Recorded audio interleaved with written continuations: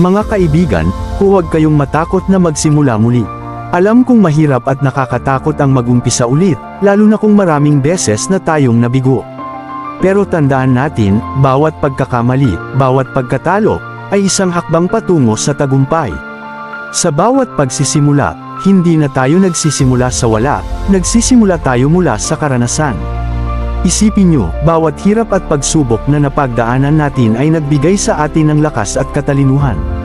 Kung dati ay nagkamali tayo, ngayon alam na natin kung paano itama ang mga iyon. Kung dati ay natakot tayo, ngayon alam na natin na kaya natin itong lagpasan. Ang bawat hakbang pabalik ay isang pagkakataon upang makuha natin ang mas matibay at mas matatag na kinabukasan. Ang pagsisimula muli ay hindi tanda ng kahinaan. Bagkus, ito ay tanda ng tapang at lakas ng loob. Ito ay tanda na tayo ay handang lumaban muli, na hindi tayo